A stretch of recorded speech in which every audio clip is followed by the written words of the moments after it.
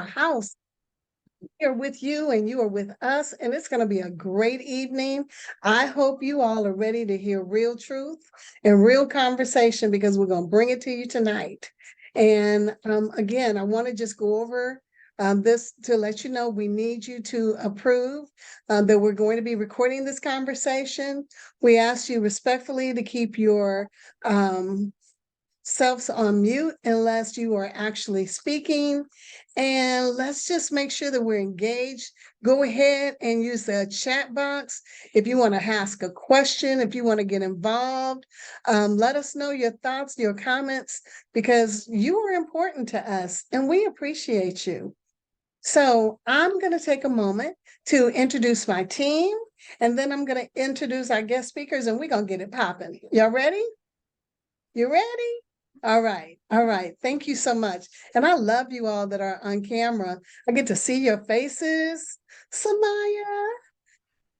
Okay, so first off, I'd like to introduce our newest team member. That is Destiny, and Destiny is an MFT.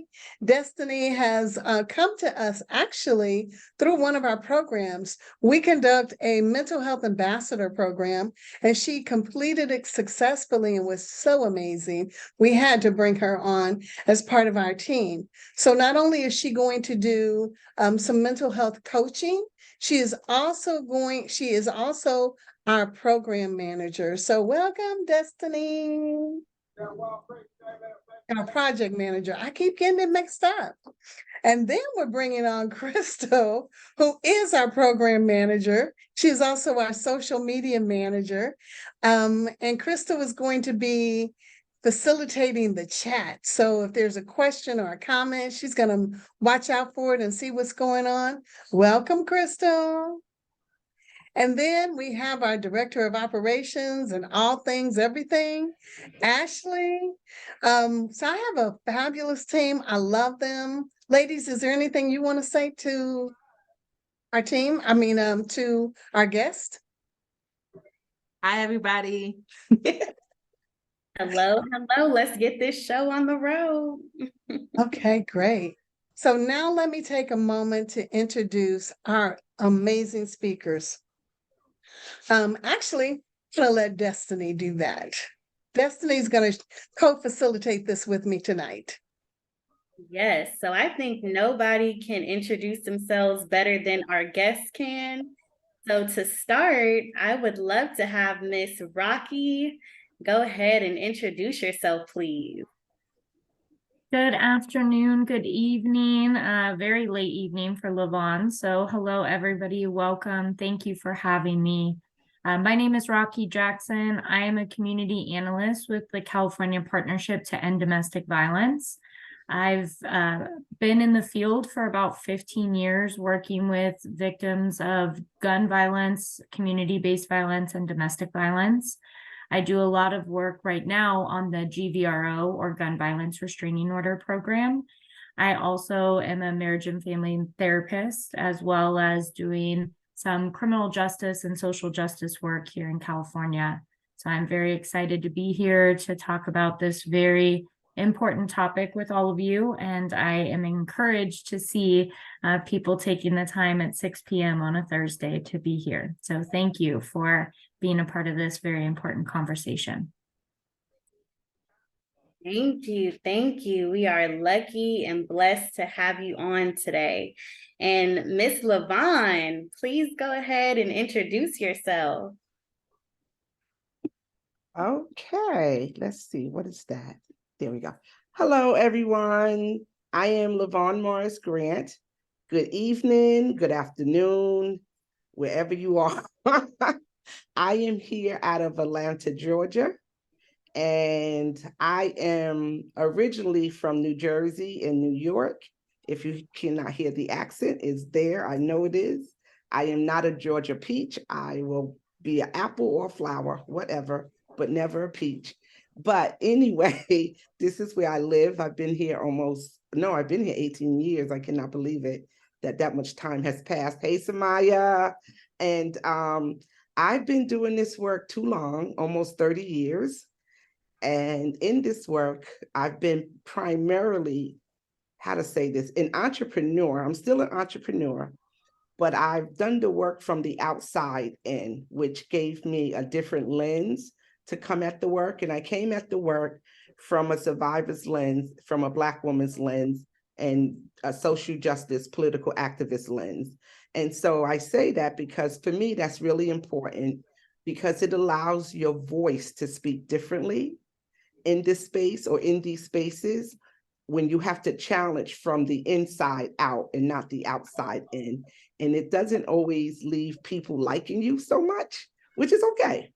Because, you know, my thing that I've learned over my years, when they don't like you, that's a good sign, actually, because that means you're doing what you're supposed to be doing. And so I'm not here to get brownie points tonight either. I'm not here to get brownie points from you all tonight either. I'm just here to help my sister and to help other survivors be able to get what they need. And I absolutely love Candy. I love everything about her, and I love the relationship we have established over these last 5-7 years.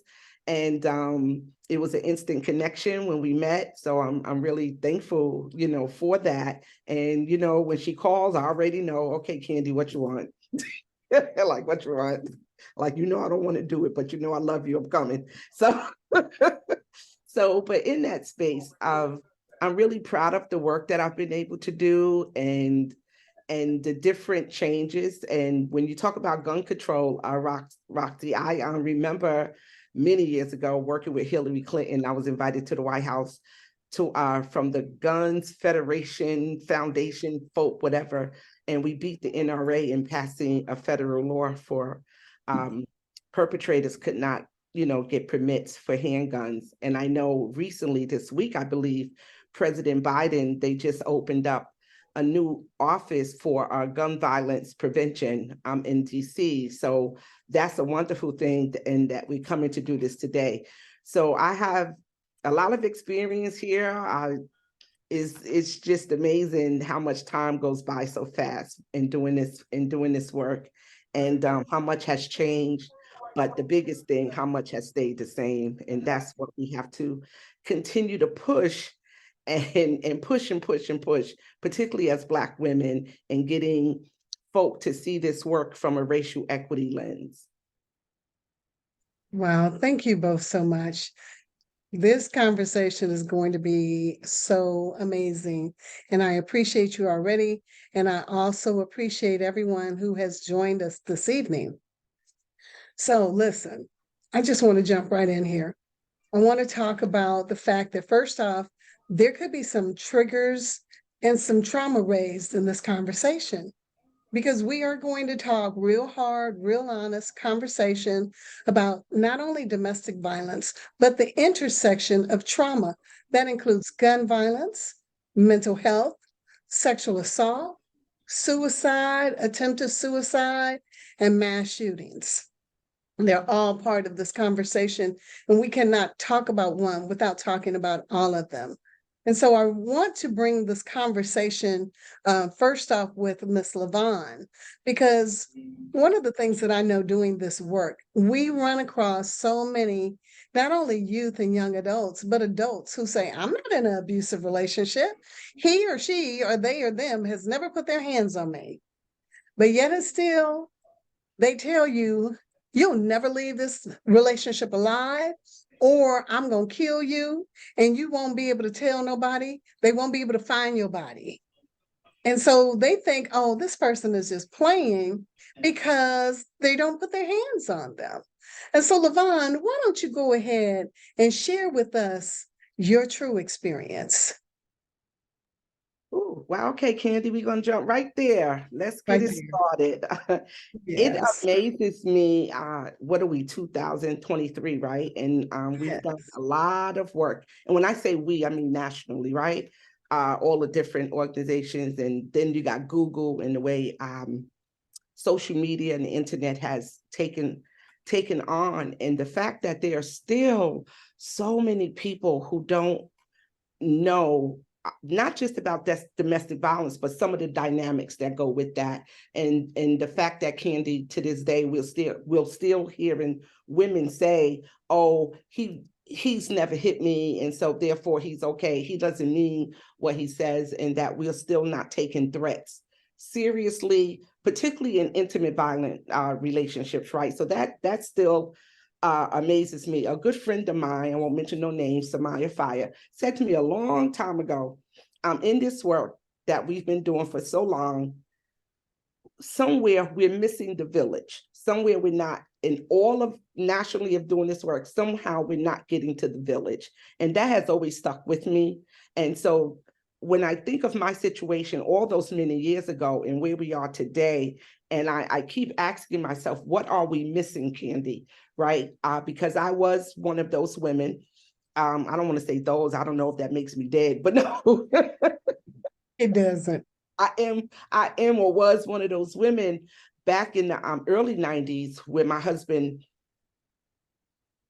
threatened me a lot. And it wasn't threatening me in the sense that I'm going to kill you. It wasn't threatening like that. I mean, even though he did say that too, but it was just like you never gonna amount to anything, you stupid, and you a B, and so I just got to give y'all a quick background. I am a product of the hood of Jersey City, New Jersey. And not only am I a product of the hood, that's going to be really important. I come from a place where even today people think it's like one of the lowest places where you could live. And that's a housing project. I grew up in the streets of the housing projects of Jersey City. So that's a two whammy, right? I was poor, and then where I lived, I made me even poorer. And so I share that because coming from that place, it's a place of survival, economic survival. But as a child, you don't know that. It's just how you live. And in that survival, we fought a lot. Like we really fought, like we fight. We did that. And I loved it. I loved fighting. And I could fight.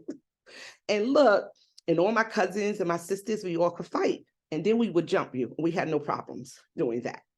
And if you did not jump in, our mothers got us for not helping to jump in. So all the social workers on here, go write up your case studies, whatever, but it is what it is.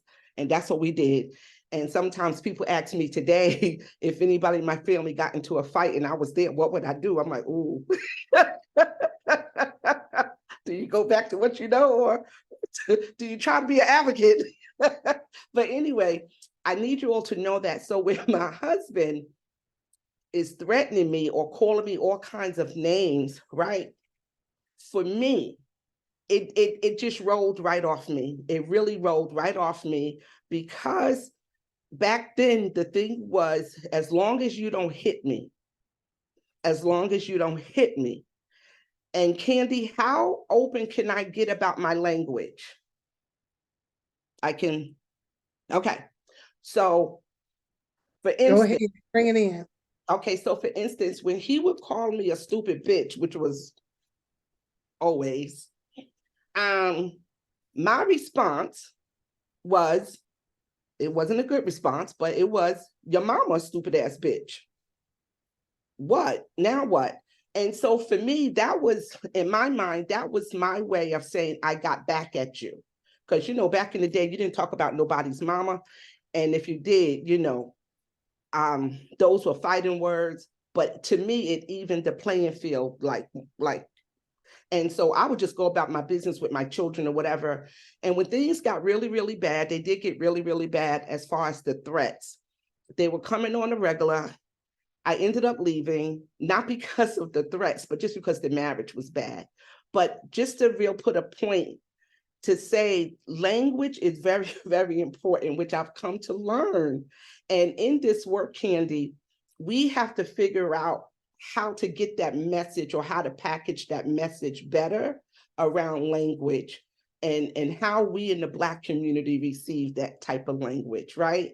When people are threatening us that love us. And so I didn't pay attention to that because I didn't think it was anything to pay attention to. And I was not afraid of my husband. We did not have these drag out fights because he never, ever hit me. Never, ever. And let me tell y'all for real, had he hit me And let's say I tried to hide it and the black eye showed up. Oh no, my family wasn't going for it. Nope. Whoever would have been in that house to see my black eye, they all would have been after my husband. They probably went to his job to beat him up too. So I just want y'all to be real clear. For me, there would have not been no hiding a black eye like Vaughnie, really. Vaughnie is my nickname. Vaughnie, really, you walked into a doorknob, really, Vaughnie? So, I just want y'all to know, my family is not that family. And so I never felt like I was hiding anything because we were a young couple. We were almost making $100,000 a year. We were 28, 29, 30 years old in the 90s, making that kind of money. We both were educated, right? So the community was proud of this young Black couple, and look, and you better believe I wore the part, right? I put the mask on and everything looked pretty in my house. But when we got behind them closed doors, I don't want to say it was rocky because it wasn't like that. And it wasn't like it was an everyday occurrence. But the fact that it was an occurrence is the point. And the fact that you felt no compassion to call me out of my name as often as you wanted in front of our children, right? And so I ended up leaving my husband, and I'm just going to fast forward this, Candy, and we were separated for a total of 10 months. A lot of stuff happened in that 10 months. Through the questions that Candy will ask me, I will give you more details about that. But again, I didn't know that was a form of domestic violence. And back in the 90s, we weren't even talking about verbal abuse. So I want that to be clear. And so that's why I said in 2023, we got to do better. Did I get cut off? Candy? No, we can still hear you, but I You can think hear me? accidentally Something happened, Ashley. Oh, wait. Miss- My mother's screen somehow came up. I can see me. What do you want me to do, Candy? I'm sorry. I can Keep on pause. talking. Ashley, can you take care of this? There we Okay. go. There we go. Okay. Okay. Wonderful. Okay. So just to say, he never hit me. So that wasn't an issue. But I left him for 10 months and a lot of stuff happened, like I said, and he had the children. I never came back. There was no back and forth. I never came back, but I did go back to help my children get ready for school. This was back in September 8th, I believe, September 7th. And that verbal abuse that we didn't talk about and didn't categorize it as domestic violence all those years ago. So I came back because I have no fear of my husband, right? Even though a lot of stuff happened in that 10 months. But I don't know no signs, Candy. I don't even know domestic violence, to be honest with you. So I just know the marriage is bad. And I came back, it was a Saturday. And that Sunday morning, early Sunday morning, it's about 10 o'clock. My husband, all of us was in the house for the first time in 10 months, meaning my husband, myself, and our 3 children, who are Marquise, Corey, and Sharia. They were 14, 7, and 4 at that time. They are 41, 34, and 31 now. But anyway, we all were in the house, and my husband wanted this family meeting. And I'm like, no. I go upstairs. He follows me upstairs, and he just says real nonchalantly, "Are you going to talk to me now?" And I'm like, no. Because again, I don't know I'm in danger. And I'm just like, no. And I'm looking for whatever it is I'm looking for. Next thing I know is he asks the same question again. Are you going to talk to me now? And I turn to look to see what is he talking about. And when I turned my head to the left, he had a gun pointed at my temple and he pulled the trigger. There was no warning, no threat. He just pulled the trigger. The saving grace, well, there was a lot of saving graces, right? One of the saving graces outside of God was the fact that I believe I turned my head slightly. So the gun was no longer pointed at my temple where he had it. It caught me because he pulled the trigger. He caught me in the back behind my ear. And so he shot me point blank range in the head. And that bullet is still lodged on the other side of my head. It went from one side to the next side. I did not die, of course, because I'm here. I didn't lose consciousness. So he shot me again. And that bullet, he shot me, where was that one? in the thigh. He shot me in the thigh. I got out the bedroom. My children are downstairs. Remember, I said they were 14, 4, and 7. They're looking up at their dad shooting me. I get out the bedroom. He shoots me again. And that bullet, he shot me in my butt. And as I'm telling you all this story, I'm telling you, because I know it now, but I didn't know he shot me all these times. I just want you to know that. And I didn't feel none of the bullets. So when people ask, well, they don't ask a lot, but they want to ask what it feels like to be shot. I don't know. Because I didn't feel the bullets. I dived down the stairs to get out of the line of fire. He shoots me again. He shot me in my foot. He shot me in my left foot. That broke my foot. And again, I don't know if my foot is broke. I somehow with spirit, I mustered up, but I still had energy. I still was conscious. I grabbed my kids and got us out of the house to my neighbor's house. And I'm just like screaming, put my kids in the basement. I'm going to die. I'm going to die. And I didn't want my children to see me die because I just knew I was shot once in the head. I didn't know I had the other 3 bullets. And, you know, TV tells you if you got a bullet in your head, you're going to die. So, of course, I'm expecting to die. And I was waiting to die. I was really waiting to die because my head was, the pain, the pressure that was in my head. And so I didn't die. The bullet is still there. The bullet in my foot is still there. The other 2, one came out on its own, and the other one, they had to do surgery. The one in my butt, you know, and I always laugh, Candy, when I say thank God for a Black woman's butt, right? Because they couldn't find it.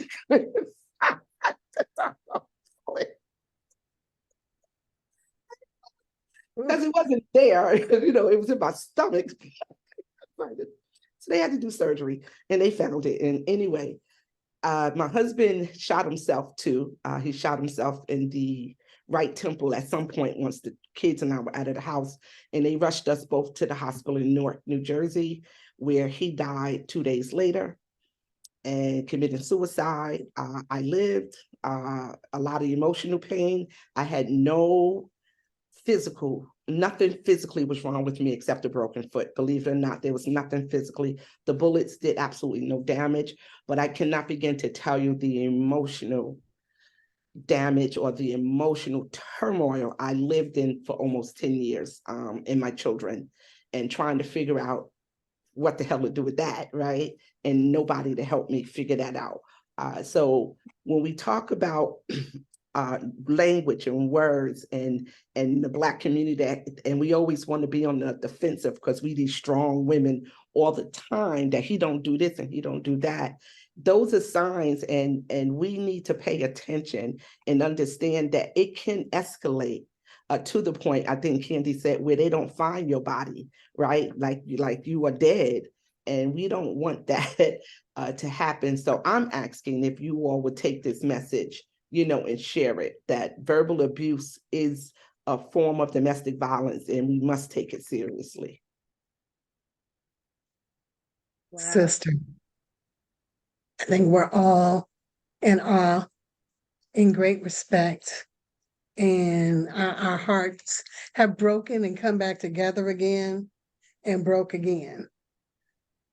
So let me tell everyone, when I first met her, she has this joy, this massive amount of joy, that when she told me her truth, like days later, I was like, no, wait, who are you talking about? Because that can't possibly be you. And so I want to thank you. I want to thank God. I want to thank our ancestors and Mother Earth and the angels for protecting you and your family. Thank you, Candy. Even though I've heard this truth of yours many times, it's still hard to hear it. Mm-hmm. Yeah. But what I want to do is I want to talk a moment about the language. And I know that one of the reasons why you took it and it rolled off of you, as you said, is because in certain communities, in certain homes, to call somebody a stupid ass bitch, we hear that at home. So if our mamas and daddies, our brothers and sisters, our aunts and uncles and grandparents are calling us that, for somebody who is our partner to call us that, okay, and what you got? You got to bring something bigger and better to the table. So I thank you so much for uplifting that. You're Oof. welcome. And I'm gonna let Destiny ask a couple of questions, but I also want to bring up the fact that you talk about the intersection of poverty, of interpersonal violence. We don't talk a lot about the interpersonal violence, so that you and your family, you said you like to fight. Look, everybody who knows me, and those of you who don't know or haven't heard, I've had one fight in my life. And I realized in that one fight that I don't like to fight and I don't like to be hit. And the reason probably is because I learned when I had that fight that I didn't know how to fight. You gotta know how to fight in order to fight. It's a trick, Candy. It's a trick to it. I always won on my fights. And it's a trick. Everybody goes to their corner, they get greased up, they pull out their earrings. People go bring you, back in the day, we had those pumpkin seed sneakers. They lace you up like they do in the ring. Like you got your people in your corner, they got their person in their corner, because everybody want to see a fight, so they egging you on. And I'm ready. And back in the day, because we lived in the projects, the ice cream truck used to come through all the time. And so there used to be a popsicle sticks all over the ground. And so the popsicle stick represented your mama. And so they knew I was going to fight. So they would put the popsicle stick on the other person's shoulder and be like, LaVon, we dare you to knock her mama off her shoulder. That was the language. And I knocked the mama off her shoulder, knocked it off the shoulder. And then, Candy, the thing was, as soon as you knock it off the shoulder, you got to grab her head and twist her neck. So now she can't get, I know, right? You got to twist it. And you get her on the ground, Candy, and then you stomp her. I know that ain't right, but I'm just saying. That was the fight. Well, no wonder I never learned how to fight. Nobody told me the rules. I know that is so bad. I know it's so weird saying that, but today I don't fight physically, y'all. I really don't. But what I've learned in my work, I fight with my voice. I could process like a mother. Like them white women be talking, and I could and boom. And they're like, "Oh, how you process that so fast?" I'm a fighter. And so I've learned through my experience how to strategically use my voice to fight. And then I know my tone. I don't come like from the projects, right? With all the attitude. Like I just, hi, how y'all doing? Did you say You code switch. yes? The code switching is real. Just need to understand. Yeah, so I just know how to do it. I've learned. Let me just say I've learned. It took a long time. It took a lot of work to do that. And when I mentor other Black women, I help them understand if they're going to navigate these spaces. It's a lot. It's a lot to code switch, a lot to navigate. And so I've learned the same techniques, Candy, that I know how to win a fight. I guess I applied those techniques of how to win those fights when we're talking about the racism in our work, right? All the different isms in our work that so many white women who are in leadership won't get out the way to let us do what we know how to do. And it's so necessary. But it's also necessary that we bring in some of these questions that Destiny put together. So, Destiny, because we also want to bring Rocky into this conversation as well. Destiny, what you got for us? So, as we were all listening to Miss LaVon, we heard that the most biggest red flag that you mentioned that you may have ignored or missed during that time was the verbal abuse. And I really wanted to ask Miss Rocky, for yourself, as an MFT and in this field that you just explained to us that you're in, what do you feel like are some of the other red flags that we as women and men may miss during these times of domestic violence? Yeah, thank you, Destiny. And I want to uplift, LaVon, your story. And I'm glad that you bring up, right, this intersection of race and domestic violence and the importance of having individuals of color being the voice, because it shouldn't be someone looking like me telling you what that experience is. So I want to uplift that. Thank you for sharing that. And as a fighter myself. I actually was a boxer for a while because you can't have a name like Rocky and not. But a big part of that was experiencing my mom in a domestic violence relationship and having abuse in the home and thinking like, I got to protect her. I got to protect me. So I want to know, two fighters on the call, we are in trouble here between me and you. And to your point there, Destiny, I definitely think language is important. Something that LaVon had already brought up, the idea that do we have conversations about what a healthy relationship looks like with young girls? And typically we don't, right? We see that through relationships that we're in. I think all of you have already shared, there are some of these kind of typical red flags that people talk about, like controlling. So controlling how people talk, what they're eating, who they're spending time with, being hyper focused on what they're doing while also being secretive in their own right. So they won't let you know what they're doing. They're not going to allow you to come to things as a way to gaslight an individual into feeling insecure. And then that relationship becomes more and more codependent. So you can see, as the controlling goes up, typically the secrecy goes up with the other partner. So I think that's a huge thing that we don't talk about often. I also see the threat to violence as we're bringing in this idea of gun violence. It's not always around guns, right? It's not always, it can be any type of weapon, whether that's hands, whether it's them while they're cooking in the kitchen or while they're out at the grocery store and they bump them with a cart. So I think when we think about what threats to violence looks like, it is a more broad scope than what we typically discuss. And one thing that I see a lot in the work that I've done is this idea of romanticizing, right, from the individual who's perpetrating this violence, is romanticizing their love in comparison to someone else's, right? No one understands the amount of love that we have, the strength of the love that we have, and then them simultaneously breaking down other people's love, right? Their love isn't as strong as ours. Do you see what they're saying over there? That would never happen here, right? So then it becomes this insular relationship that it's us against the world because nobody gets this kind of love. And so I think those are some of those red flags that we can sometimes think is passion or desire for one another, and we can label that as something more positive. And many people that I've worked with don't see that as violence.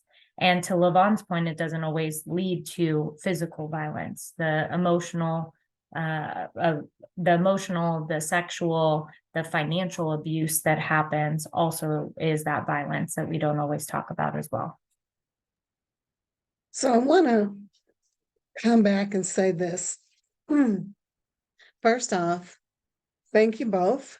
And I want to say that violence is not necessarily just perpetrated against women, because women are abusers.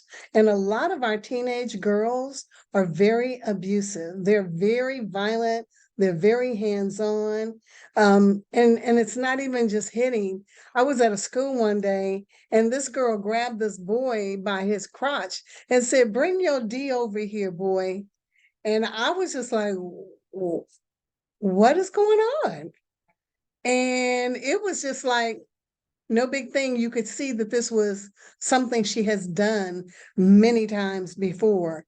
And Rocky, you said because your mom was in an abusive relationship that you learned to be a boxer to protect her and to protect yourself. But I think a lot of times, a lot of young girls that are abusive have learned that violence and abuse, and they have now picked it up and they're perpetrating the violence. That's what I'm seeing a lot in this work. And I want to talk really briefly that when we talk about domestic violence, we are not only just talking about, as you said, both of you, it's not just the physical violence, it's the mental, emotional, sexual, financial, spiritual, and medical abuse. And all of those can play a role in a person's relationship. And it doesn't matter if that person is in the womb or if they are 90 years old, because seniors are being abused as well. So I know you have another question, Destiny, but I have a question for you, LaVon. How long were you in this relationship before he shot you?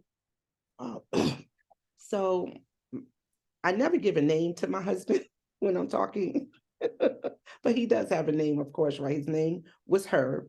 And Herb and I knew each other in high school. We wasn't in a relationship. We were on the track team. He was 2 years ahead of me. And how we became friends, one, we were on the track team, so we were teammates. But he was a senior and I was a sophomore.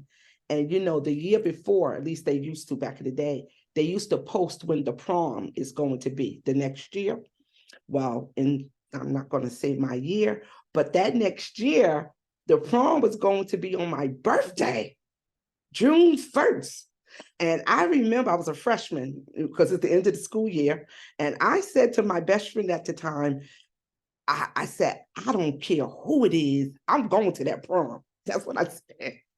And so fast forward, we're in high school, sophomore, Herb's a senior. Lo and behold, his girlfriend her mom moved her away at the end of the year for some reason. So now he needs a prom date. Well, voila, I wanted his first choice, but you think I cared? Because he wanted the girls with the big breasts. He asked me to go, and I was like, yes. I was turning 16 that day. And so that started our friendship. I went to his prom, but I had a boyfriend, y'all. I had a boyfriend, but he wasn't going to the prom. I wanted to go to the prom. And so I went to the prom with her, and he went on to college. I stayed back, but we stayed friends. We remained friends. And when I graduated from high school 2 years later, we got closer as time, but I still had a boyfriend. we got closer, and broke up with, well, I don't know what happened with me and the other boyfriend, but anyway, I ended up with Herb. So Herb and I, Candy, we dated, oh God, we dated for 6 years. We dated 6 years. We got married, but we had a baby in between them 6 years, because the baby was my ring bearer. So yes, the baby was 4. Yeah, he was 4. We got married.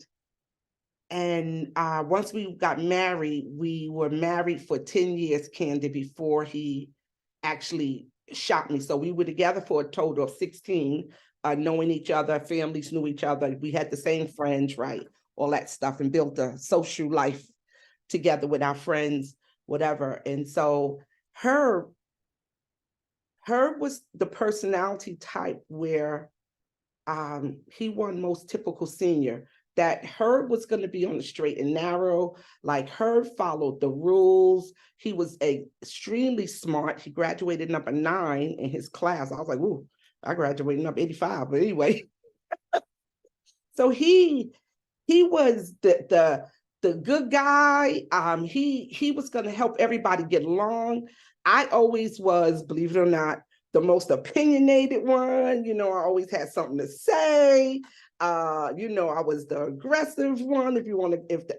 So when Herb and I got together, it was a lot of fun. We balanced out each other and the whole bit. And so when he did what he did, I would have never, no one could have ever told me, because even when he did what he did, and in all of his threats, his personality never showed that he was physically violent ever. Like, I can't say, oh, but he fought so-and-so over here. There was nothing about Herb that showed that he was a violent person. But I think when I think back, right, and I look to see things happening in his life and the addictions he had started doing, there were things within Herb that was breaking down. But again, I'm not a therapist, though I did social work. I'm not a therapist, but there would have been nothing for me to say, oh, I'm in danger. And I don't think, Candy, even if we were talking about verbal abuse back then, though we were not, but if we were, I would have never believed the advocates. I would have never believed them. I didn't even believe them when they told me my husband was a batterer. I didn't try to fight them, but I was upset with them. So, Did you know he had a gun? okay, yes and no. The yes is when I left him 10 months prior, I took the gun. There was a 38 in the house. Nobody know how to shoot because we don't use, let me not say that. We were not shooters. So the gun that I took was in a box. The bullets was in another bag. So I took that gun. It was never loaded. So when I came back to the house, I didn't know he had gotten another one. But I just want to be real clear. Even if I had known he had a gun, that don't mean anything to me. Like the gun would not have raised a flag that I'm in danger because I know he don't know how to shoot a gun, which is why I guess he missed me. I don't know. And two, I never felt like I would have been in any danger for him to have to go get a gun to do anything to me, right? Like what did I do? All I did was leave. I didn't know when relationships break up or, people could be in danger. I didn't know that was a thing, right? So Candy, for me, I promise, though I shared a story, I wrote the 2 books and all of that stuff, there was nothing that could have prepared me for that day. If I wasn't doing this work now, I could have never believed that something like this could happen or that my husband was capable of anything like that. And if I could just say one last thing, Candy, to that was one of the main reasons after everything happened, the whole community blamed me, including the church. It was all my fault. I made him do that. I turned him into whatever that was. I made his behavior, I had that much power that I was able to make him try to kill me. Like, really? Why didn't I have the power to make him change, which is what I wanted? But anyway, just to put that out there. Wow. Thank you so much. Thank you so much. And that really goes into the next question that I have for you, LaVon, which is, what did, after you just kind of brought in the church and the spiritual part of it, what did prompt you to focus on the spiritual piece in your book, Whom Shall I Fear? A Spiritual Journey of Battered Women? Can you speak briefly about that? I love that question, Destiny. Yes, no, people don't ask me too much about my spirituality. Thank you for that. Yes, there was nothing, Destiny, that prompted me, right? That was, thank God. Thank goodness at the time when the bullet was going through my head, I didn't find God then. Like I didn't know spirit then. And I'm not saying God couldn't still save people's lives, because God is always in the saving business and in the healing business as well, regardless of whether you believe in God or not, right? God is still God. But I did know God. I did know spirit. I had a very strong relationship, not with the church, but spiritual relationship. I still don't have a relationship with the church. Not because of what happened to me, it's just because of what the church is. It's just not my cup of tea. But I want to believe I still have a great relationship with God. And so during the separation, those 10 months, oh my God, I lived in shelter first. I went to a shelter. So I was homeless, me and my 2 children. I had 3, but I took 2 with me.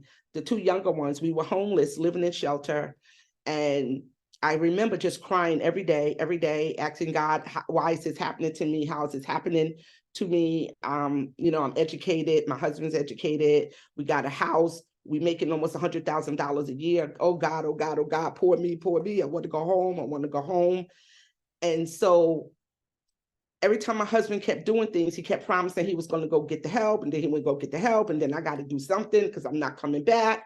And so me and God, we was in this thing together, but I still didn't understand what God was doing. I was like, God, why?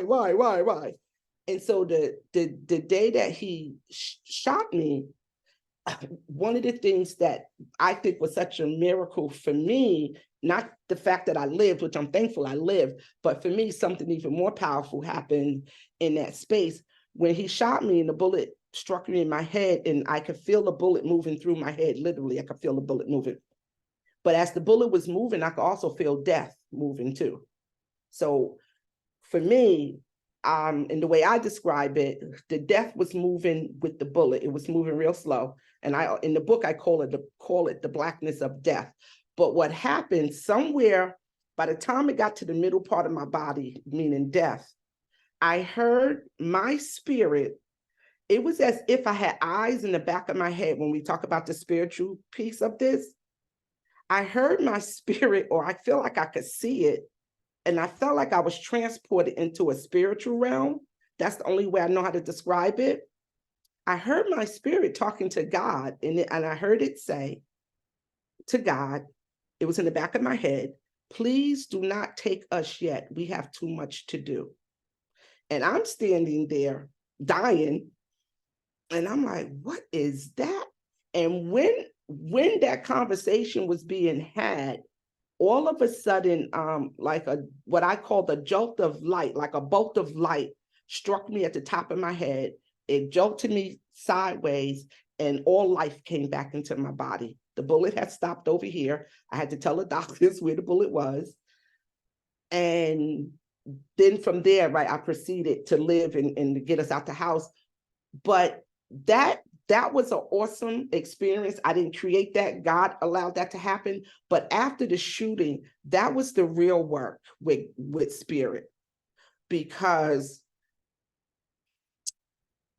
that deep, dark depression, hellhole that I was in, and one of the other great things that happened in that deep, dark hellhole of my depression, I was so depressed I was depressed every day.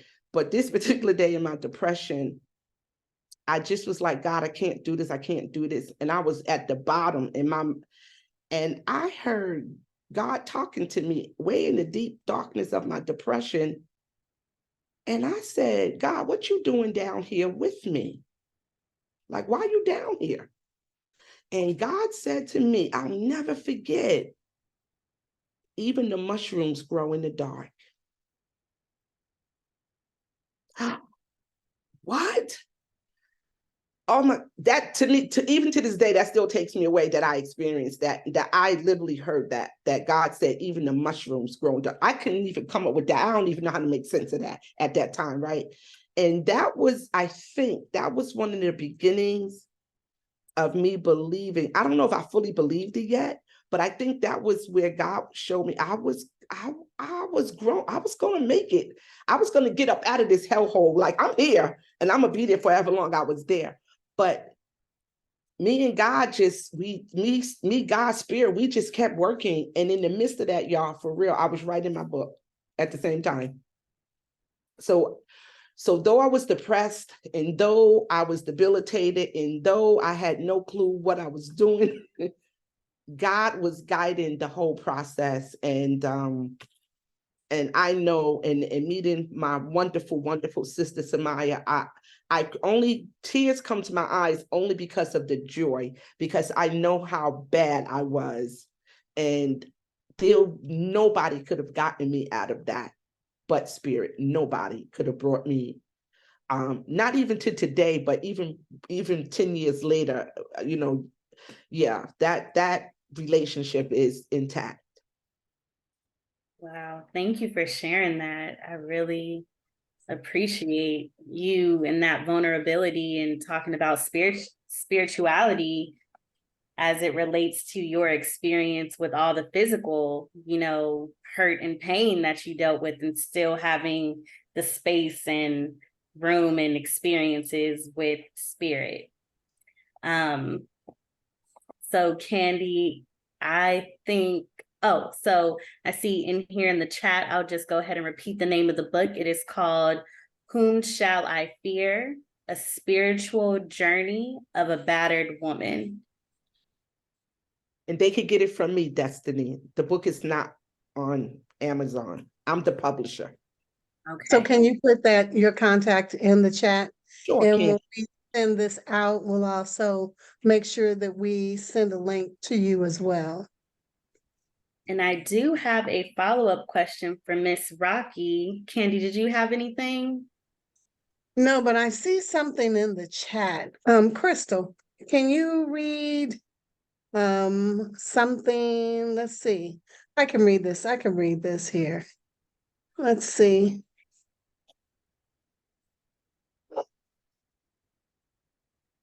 So, oh, it's a direct message.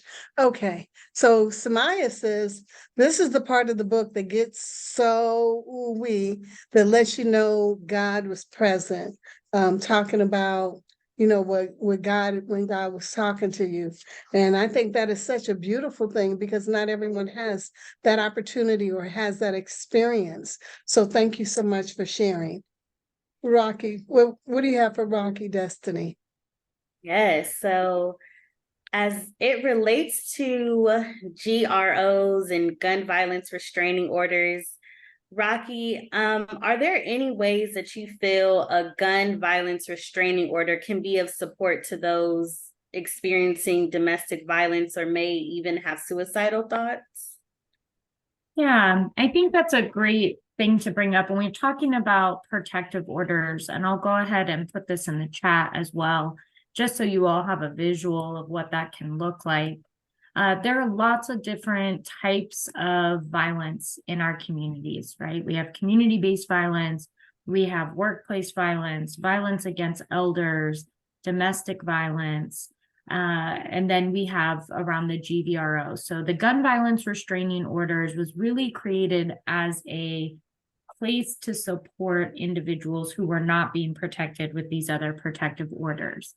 So I may be an individual who's experiencing domestic violence, and a DVRO, it makes sense for that, right? A domestic violence restraining order is going to have way more protections for me. But I can also be having suicidal thoughts because of the relationship that I'm in. To LaVon's point, right, how the community is treating me as a victim or survivor of domestic violence. And so someone who loves me, someone in my community might say, I know that Rocky has access to weapons and I want to make sure that she's safe. So someone can get a GVRO for me, remove the access for me to buy firearms, the firearms that I may have, buying ammunition to protect me. As a person in my community, let's say I know that there's a kid in my neighborhood who's threatened my child, saying, I have access to a gun, and if you keep saying this about me, I'm going to bring it to school and show you what's up, right? If they say that about my child, I can get a GVRO. So I might have a DVRO because of my relationship, but I will also get a GVRO to remove the weapons from that child's household so that I can keep my child safe. So I always want to be clear, there is sometimes a misconception that a GVRO on top of a DVRO makes someone more protected. And the truth is it doesn't, because a DVRO already removes those weapons. A GVRO can be a good protective order if you are experiencing other violence or you're afraid you may harm yourself. I just was working with a survivor yesterday who has a DVRO.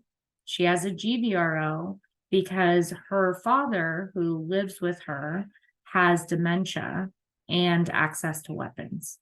So there becomes this risk in the household that he could harm himself or her and her children because of his, functioning with his dementia. And so I supported her in being able to get that so that we could safely remove. And mattering on the situation, it can be 1 to 5 years that we can remove that for him. One of the things we've decided is for this particular case that we can move those weapons to someone else, right? Within the family, if somebody is a gun owner, but we can also just remove them entirely. So I think that's where those things interplay. And what I shared with you all is a kind of an easy way to say, like, what is going to be most effective for me in my situation? I think we do a disservice to all survivors when we want to put them in a box and say, this is your box, stay here, because violence can permeate so many aspects of our lives. And we can't just put everybody in a box and treat them all the same. So I think a GVRO can support in some of those other areas. Thank you. Oh, you're on mute, Candy. Yeah, I thought I had unmuted myself. So listen, I have a question for both of you. Because you lived through it, LaVon, and I'm sure you lived through it as well, Rocky. And I know you both deal with this. How often are we seeing a decline of mental health in domestic violence relationships? Or people just having mental health issues? You know, because I know listening to you talk, LaVon, it sounds like you didn't know that your husband was declining in his mental health. That you said you had no fear coming back, that there was no issues with you coming back. But with him pulling the gun on you after asking you two questions, do you want to talk now? And then pulling the gun on you and then taking his own life. We know there had to be some mental health issues that he was experiencing. So yes, Candy. I don't want to say reluctance, my thought around the mental health piece, particularly in my situation with my husband. Mental health is real because I deal with it every day. I dealt with it back then, and it's real. My reluctance when I talk about mental health in connection to domestic violence is that I don't want people to take away the belief that because someone is dealing with mental illnesses, that is the reason why they did what they did, because that is not. I don't want people to find the justification and minimize that, because many people deal with mental health illnesses and don't go around shooting people or harming people, trying to control people and that. So I really want that to be clear. Because my husband did what he did, right? And we see the result, we see the end result. And so therefore we say, oh, he had some mental health issues going on. That may be true. He may have, and I'm not taking that away, because when I think of the two main addictions that he became addicted to, which the first was he was an alcoholic.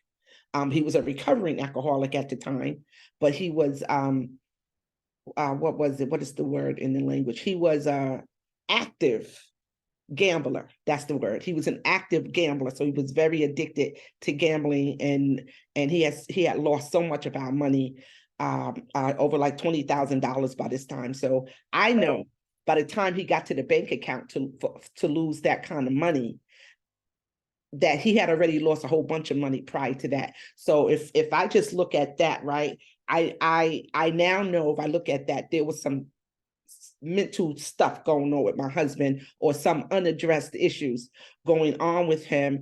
And I believe by my leaving, he deteriorated, but I don't know. I didn't know he was. And like I said, I wouldn't have known what to do about it anyway, because nobody talked about mental illness in our community. And here in 2023, we still don't. And particularly in the church, right? So that's what I mean by we still have so much work to do, that we know all this stuff, but we still not talking about it.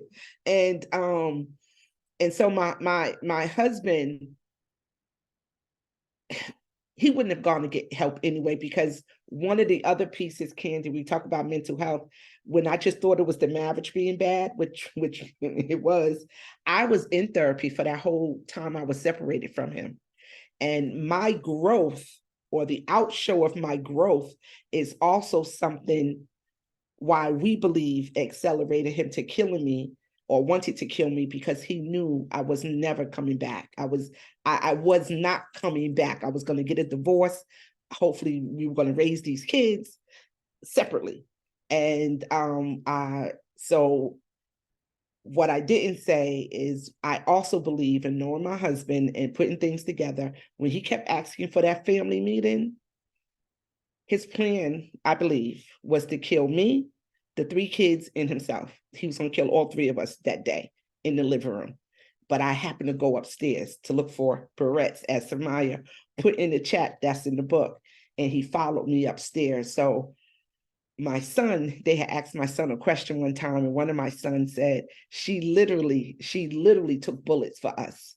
She literally took bullets. So I always tease, well, we got these jokes. I tease my kids. The bullet to my head was for me.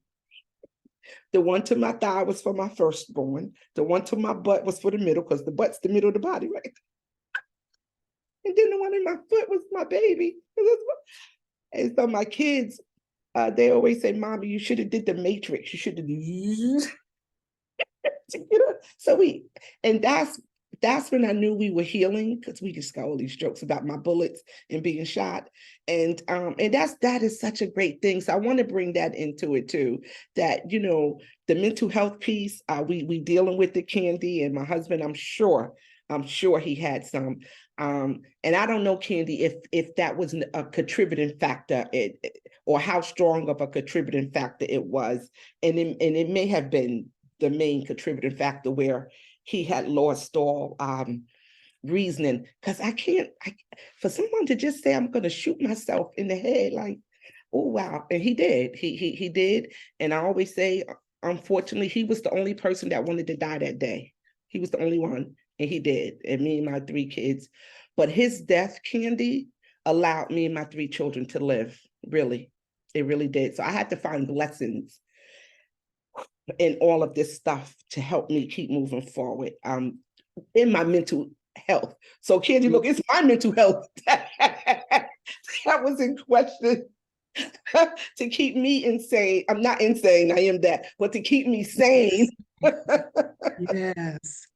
Well, you definitely are sane, and you are here, and you are such a bright light, and I love and appreciate you. Yeah. And I would just love to add a little bit when we're looking at both for survivors and we're looking at co-occurring issues as well as perpetrators. Some of the things that we see on the perpetrator side, on average, is you do see some issues or upticks around specific things in mental illness. Some of them are undiagnosed, to LaVon's point. Many people don't always go to get support. Those that do, we tend to see things around depression, anxiety. We also see that they typically are victims themselves of abuse in some cases, right, in the first 5 years of life, or other adverse childhood experiences. We do see some of that. And substance use tends to be something that we see as well on the perpetrator side. And then on the survivor side, we see a lot of co-occurring issues there as well. So obviously, things like mental health issues around PTSD, post-traumatic stress disorders. We've seen an uptick in things like eating disorders, because I can't control other aspects of my life. So controlling what I can eat is a way for me to seek that control. Other times it's because they want to look a certain way, so hopefully the person they're with doesn't harm them. So we see an uptick in that. We also see an uptick in substance use to escape, right? So whether that's alcoholism, substance use, and a lot of self-harm behavior. So cutting themselves, starving themselves is a part of that as well. So one of the things that I think, as LaVon has been bringing up, like, what's our next steps, right? How do we connect? How do we communicate? And I think a big part of that is that we have to treat the whole person. I can remove you from that relationship. And to LaVon's point, the healing really started when she was gone, right? This idea of being in your own depression and mental health issues, having a spiritual void, all of that really came from behind the door after everything has already occurred. So giving those supports and helping that person with whole wellness is that way. I think a big part of our campaign right now is really connecting with the community to say, this is your problem too. This is not just a domestic violence spheres problem. If you're in social justice, that's your problem. If you're in healthcare, that's your problem. If you're in education, that's your problem. If you're in law enforcement, this is your problem, right? This is a community disease, and we as a community have to note it, speak about it, support it, and see how it impacts so many facets of our everyday life. You're absolutely right. Excuse me. Gun violence is everyone's issue, and it's impacting innocent people, children, kids just going to school. But we're seeing so many instances of mass shootings. And the mass shooting is really someone looking to kill their partner, because many of the mass shootings have a direct correlation to domestic violence. So, Rocky, can you talk about that a little bit? Yeah, so we do see disproportionately individuals who do engage in mass shootings. One of their targets tends to be the individual that they see has slighted them, and many times that's their intimate partner. We typically see as well that they are dissatisfied in other areas of their lives, right? So you'll see them go to their workplace. They'll do that with their home. To LaVon's point, this idea of the ultimate control, that I'm taking away everything you love, and that would be our children, our lifestyle. And then we also see this uptick as well as just access to weapons. So if we're going to be honest, mass shootings is an American problem. And it is an American problem for many, many reasons. But one of them that is most notable is our ability and access to weapons, and the inconsistency in which we allow individuals to get those weapons, right? If I go to Mississippi, I'm not going to have the same regulations as if I'm in California. And we've been seeing a lot of individuals go to neighboring states to access weapons. And there's that disconnect between the federal system, and they're still being able to buy them, even when in California, they're supposed to relinquish those firearms. And I'd be remiss not to bring up that the other issue is enforcement. So if I have a DVRO, and I know that my partner has access to weapons, I have to rely on law enforcement to go and get those. And law enforcement doesn't want to do that because it increases their risk. They don't do it always in a timely manner. So when we look at death review boards, we typically will see individuals who are killed or there's a mass shooting, that there was a disconnect. And that really lies with the systemic issue that we have, is that there is not a push for specific communities. There's not a trust within those communities to get a protective order and to feel like that's really going to keep them safe. And the enforcement is not there. So this is why we have these kind of ballooned out mass shootings, even though we have some of the most restrictive protective orders in the entire country. And we're still seeing that. Okay, LaVon, what's your thoughts on gun restraining orders? So I learned something today, Rocky. With gun restraining orders, I honestly did not know there were gun restraining orders, which is, and I don't know if that's just not just, but if it's more so California. And I'm going to tomorrow, I'm going to look into that to see where that is nationwide through my organization.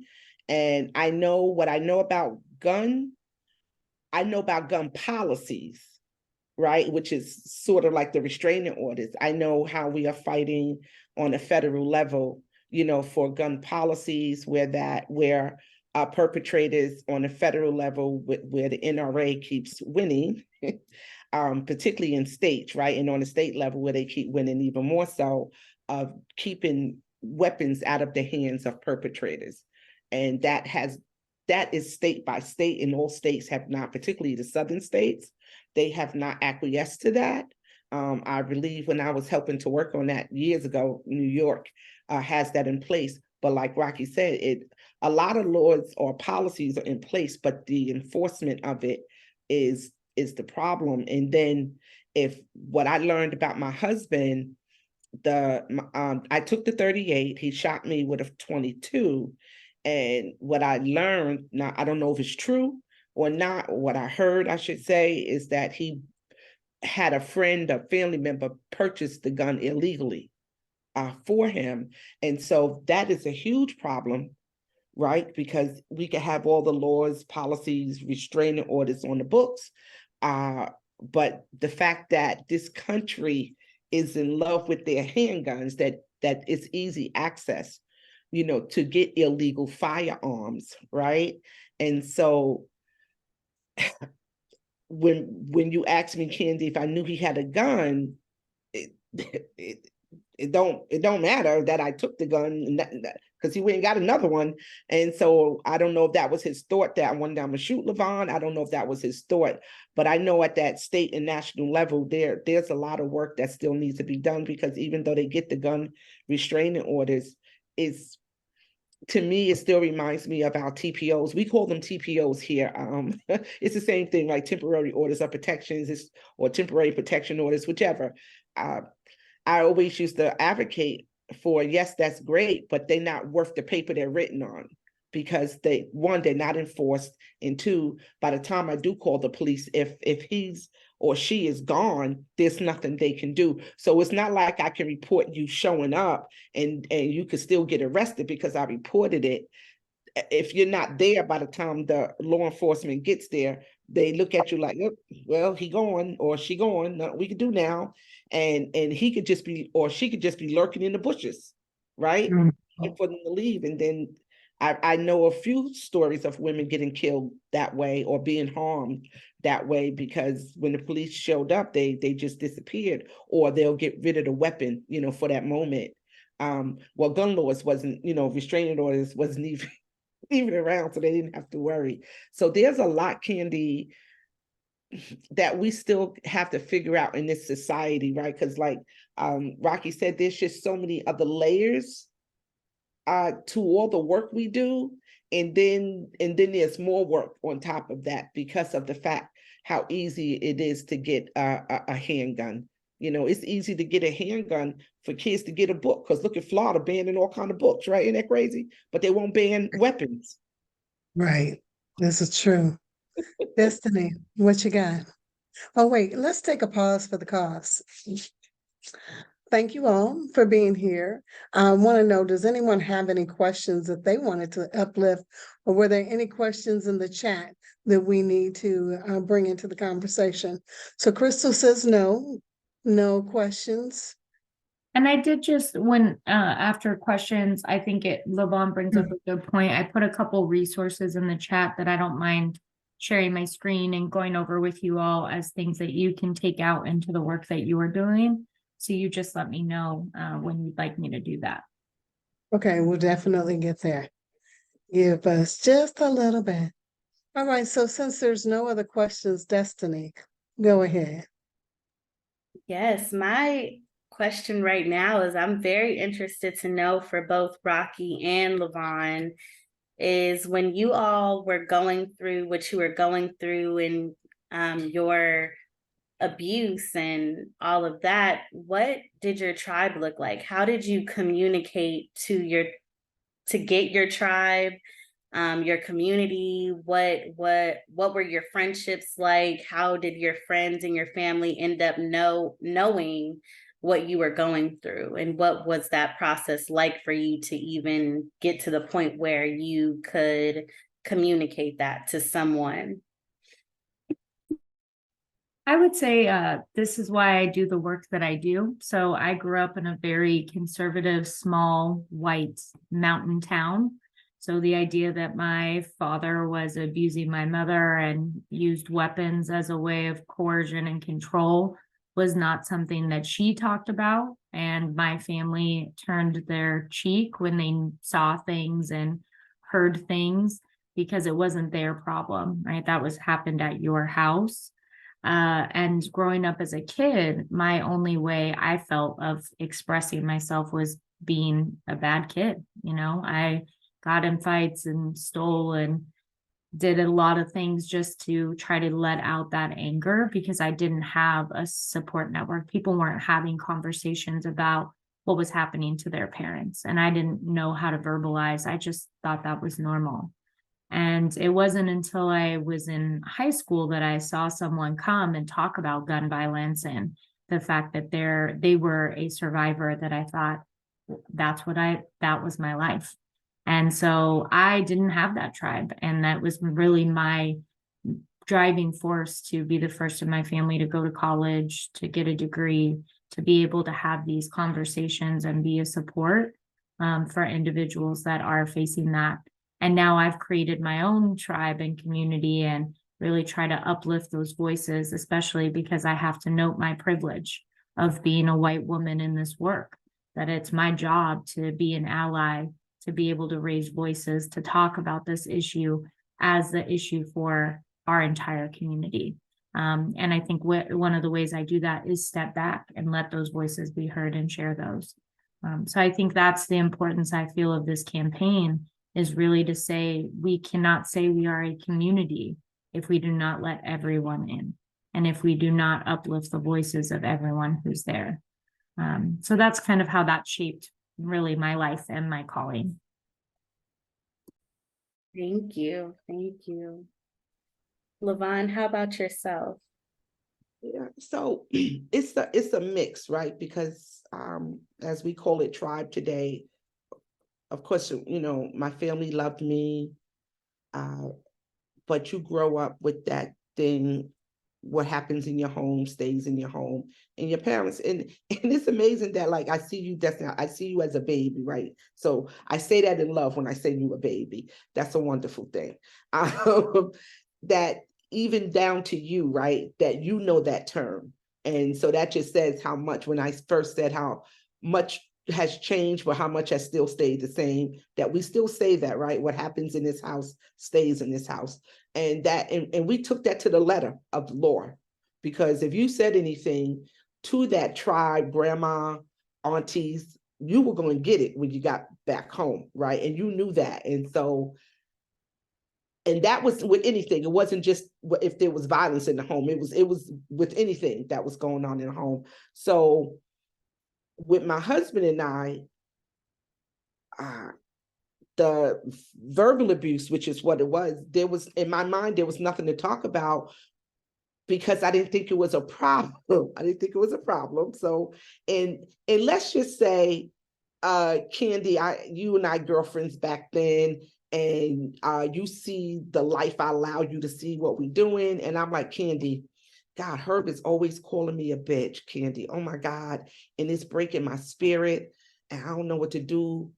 I don't feel good about it. I'm depressed. And you'll be like, girl, the life you got, the way that man love you, the stuff he buy you, he just bought you that brand new car and that fur coat, and he take you on 2 vacations a year. Girl, please, he can call me a bitch any day. You see, what was I going to say? And not to say I thought about it like that at the time. Let me be real clear. I thought about all this later, right? Which helps in my storytelling. So Destiny, when you asked that question, so that's what was happening. But what happened after is what shocked me the most. After the shooting is what shocked me. I shared earlier, we had the same social friends because we all went to high school together. They were all in our wedding. We socialized. We were young. We bought a house. Everybody hung out at our house. We were the only one with a child. And so when some of these friends I met on my own, what happened, they all stopped speaking to me. I was like, what, wait a minute. And all these rumors went around our city that we grew up in, of Vaughn did this and Vaughn did that, and that's why Herb did that. And so the last time I pretty much saw all of them was at the funeral, and I didn't know they weren't speaking to me. I didn't know people weren't speaking to me. I was a deacon, I was a deaconess. Ooh, a deaconess in the church. Oh, Jesus. And and like, they didn't speak to me. They didn't come out and come see me. I think in the book I write about how I didn't get my collard greens, I didn't get my macaroni and cheese, I didn't get my chicken baskets. Like, I didn't get none of that. Like, the tribe, there was no tribe. I could not believe that, and I just didn't understand. And then people were saying if they saw me in the street, they were going to kill me. And so I had to leave my hometown and move upstate New York, because at this point, if the person you love tried to kill you, you believe anybody tried to kill you at this point. And so I had to move away from what little tribe I did have. I was like, Mom, we got to go. And me and my kids went back upstate New York, and that's where we stayed for 10 years. And I created a new tribe. And but it was funny in creating that new tribe because nobody knew me as Vonnie. Everybody just knew me as LaVon. So everybody I know today only knows me as LaVon. No one knows me as Vonnie. And if someone ever called me Vonnie, I would be knowing they are way from my past, if they ever did. So it's a mixed bag with that tribe thing, Destiny, and what you share. Even if we think we got a close-knit tribe, but we don't talk about nothing. We talk about all surface stuff. So I have a question on that, and it's real true because we talk about real surface stuff. Like our team, we're always talking about how deep our conversation is, because we go deep, we go hard.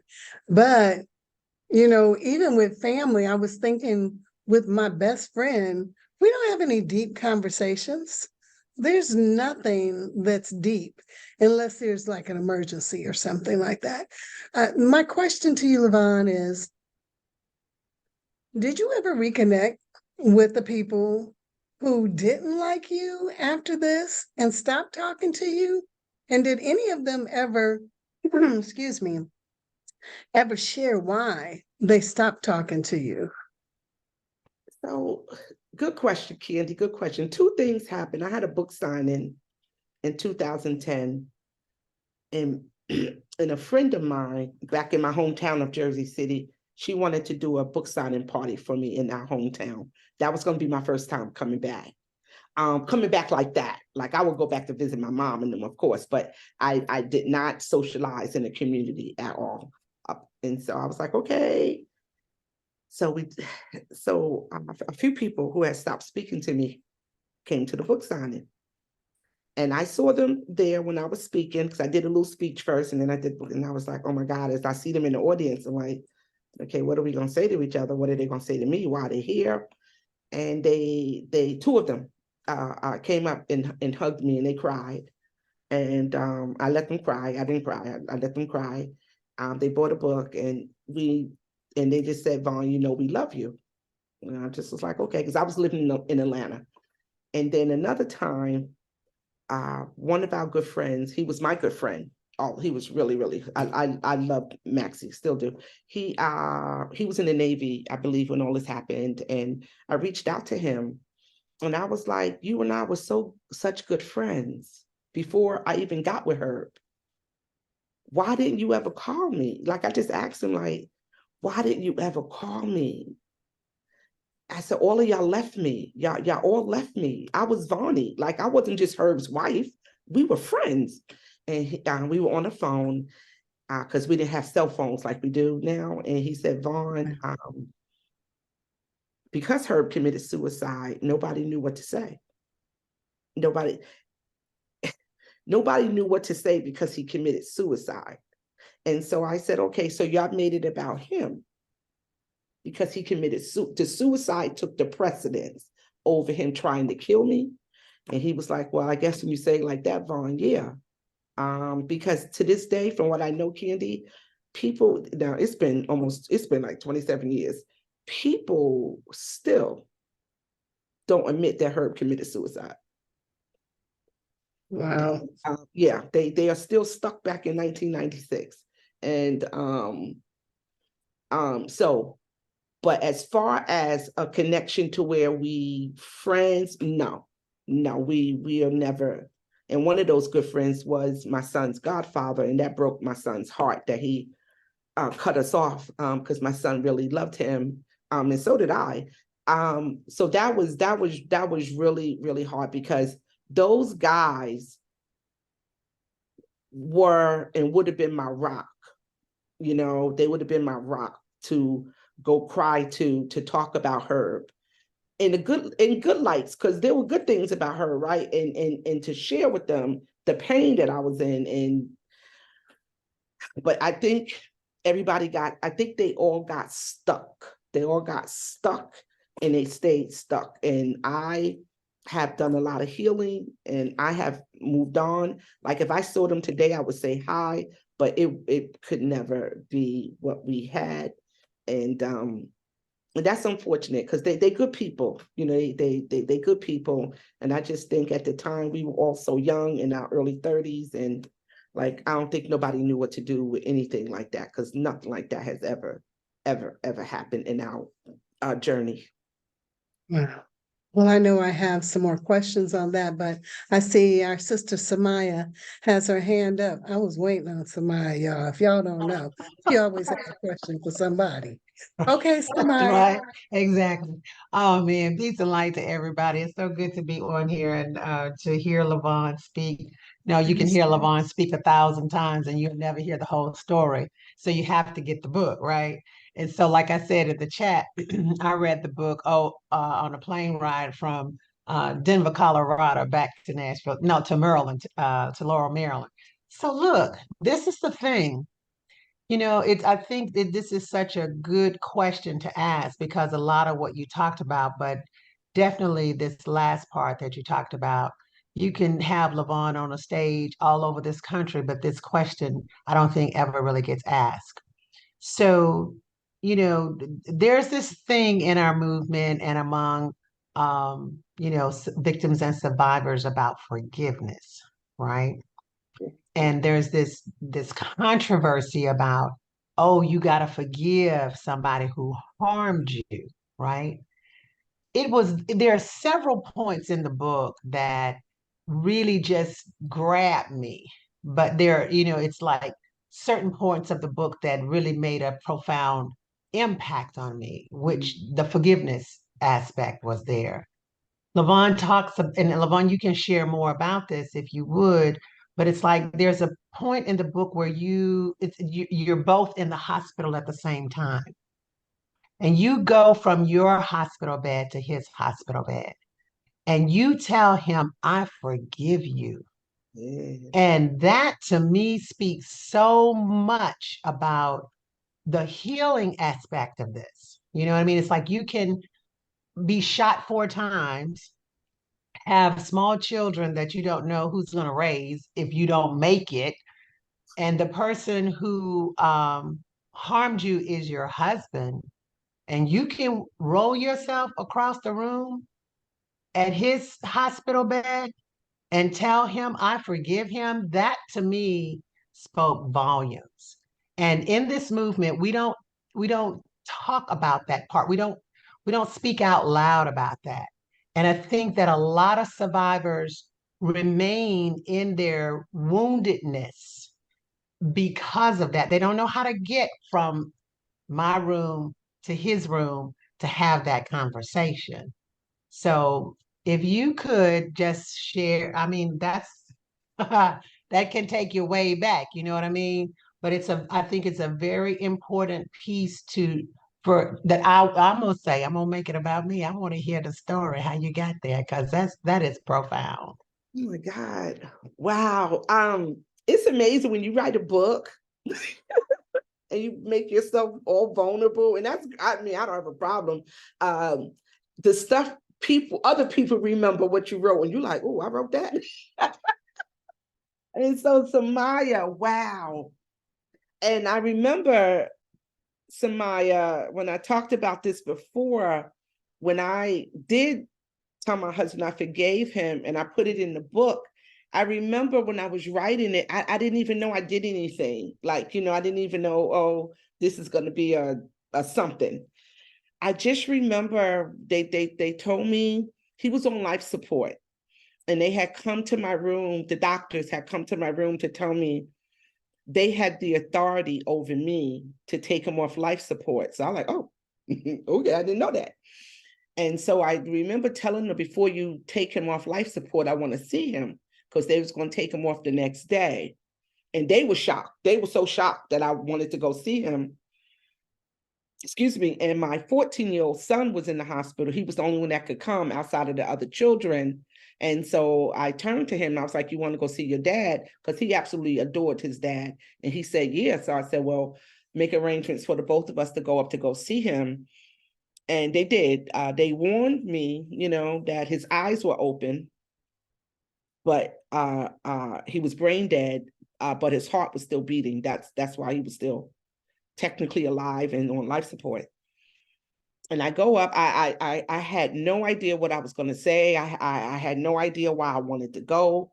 This was my husband. And what I really want you all to know, at that time, I need you to understand, I loved my husband, or I was going to divorce him, but I loved that man. I did. And at that time, and because there was no physical, I never got to a place where maybe a lot of other victims or survivors get to, where they begin to hate the abuser. I never got there.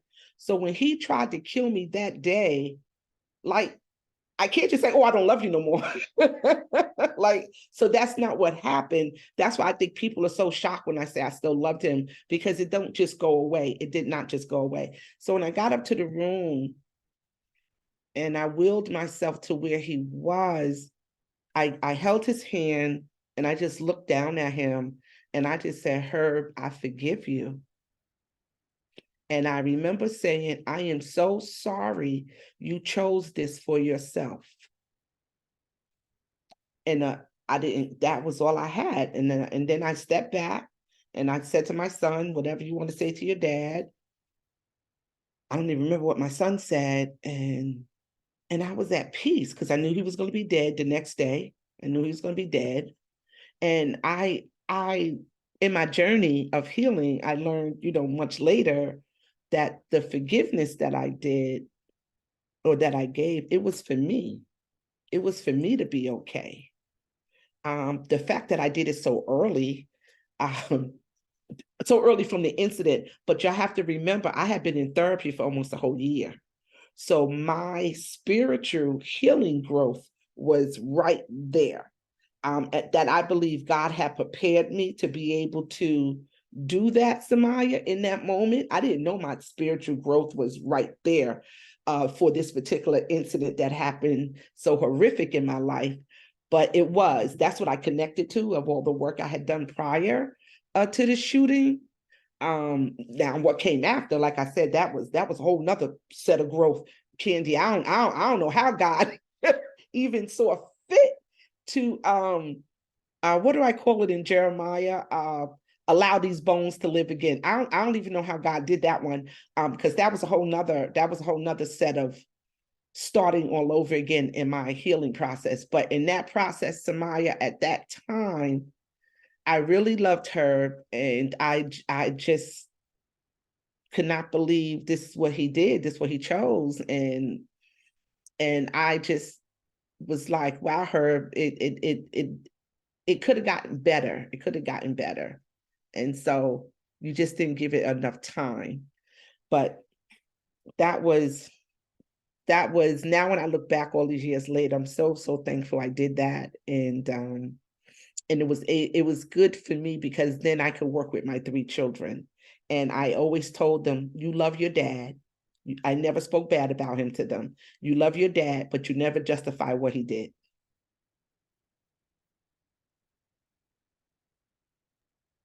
That is beautiful, because I know I have to forgive.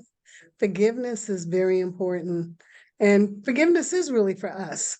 It's not for the other person. It's also like blessings.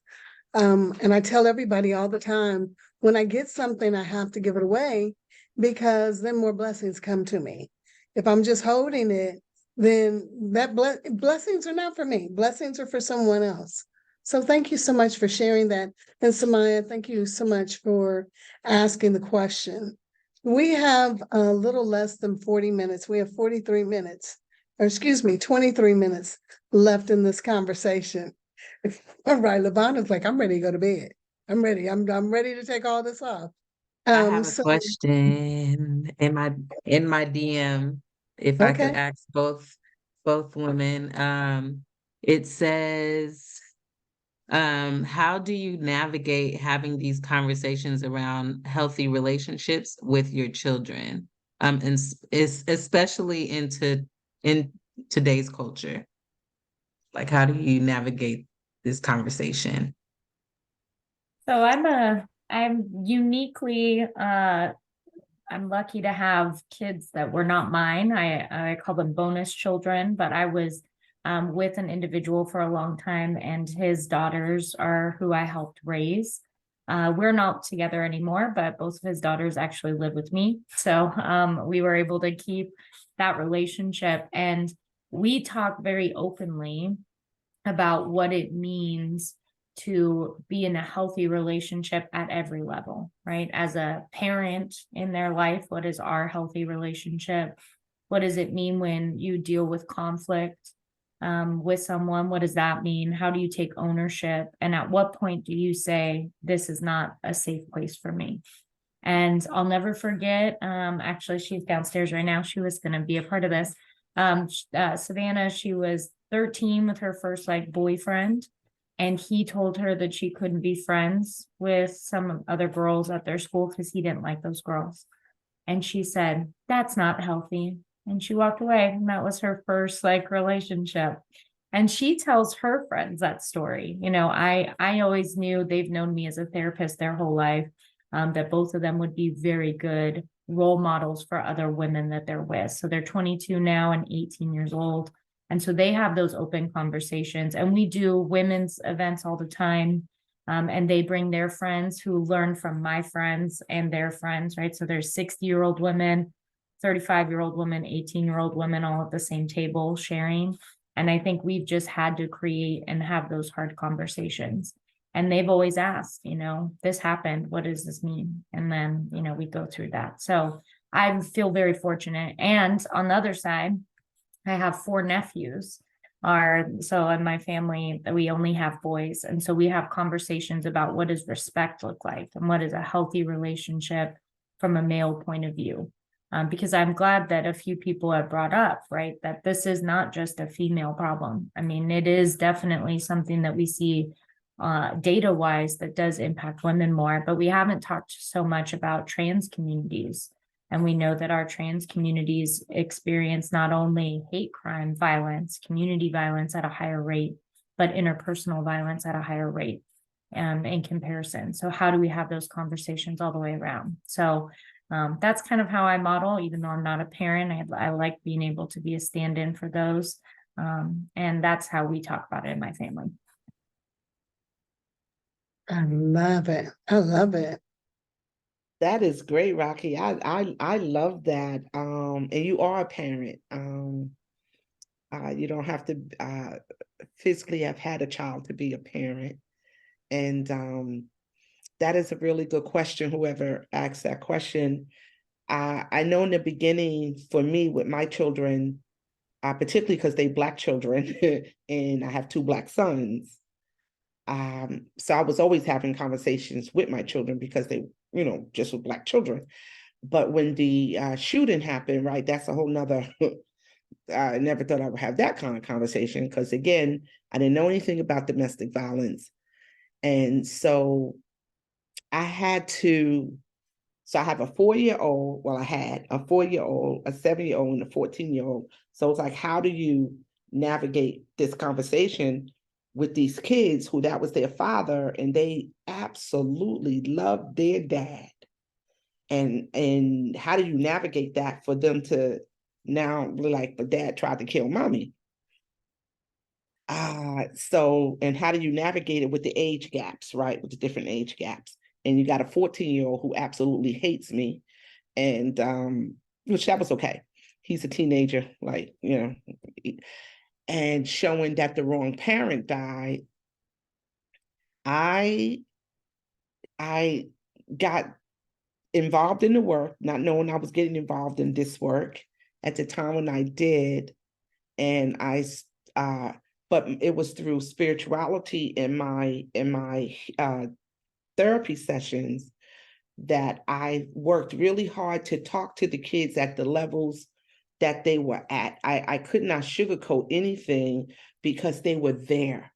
When you have your 5-year-old tell you, like, you don't know this stuff, mommy, I saw the gun, I saw the fire come out the gun. Like, just like sitting breakfast. And she just blurts that out. And you know it got to be true because, like, I didn't even know fire came out the gun, right? Because I'm running.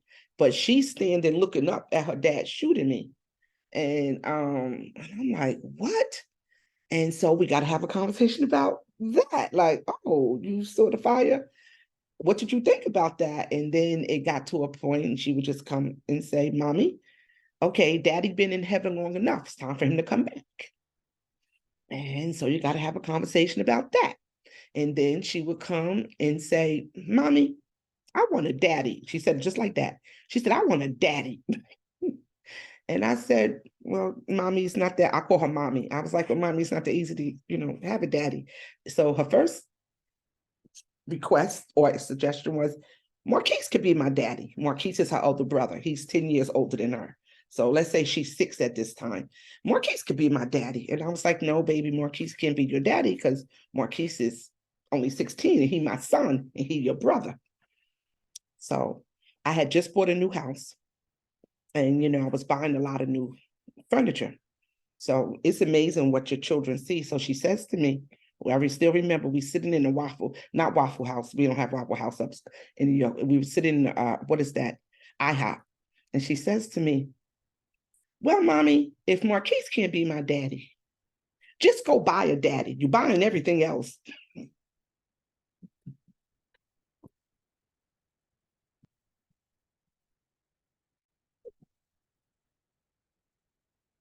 At the time, it was not funny. But I was buying all this stuff. So in her mind, just go buy me a daddy. And at the time, it was not funny, y'all. I swear, I just remember all these tears coming to my eyes, like, oh my God. Like I thought the world was falling apart, like, oh my God, my poor baby.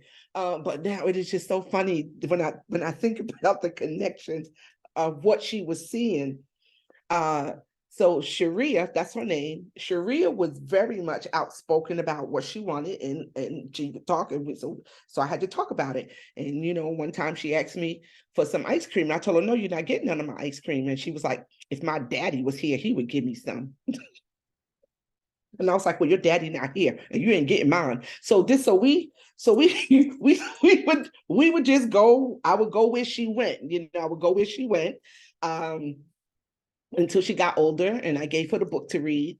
And then the middle child, he didn't say much. He was an athlete.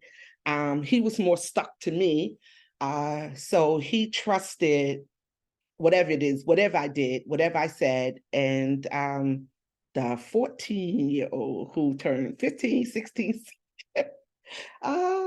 he didn't trust me. He didn't trust me. He didn't trust that there was no way I was going to keep him in the middle class lifestyle that he was used to, because dad is gone. Dad made all the money in his mind. And I think for him at 14, 15, he's like, who is going to keep me in this lifestyle? Because this lady right here, I'm smarter than her. That was his belief. I'm smarter than her. On paper. Wait, let me just holler. These boys. I got one. Right. So he, oh God, okay. He left for college at 17, and people are still amazed. I didn't know it was a thing. Only 3 years after the shooting, he went to college, because what I said to him, Rocky, was, we didn't always talk about the shooting per se, but we talked about being healthy and expectations. I was just like, look, just because this happened to us and we in a lot of pain, you still going to college.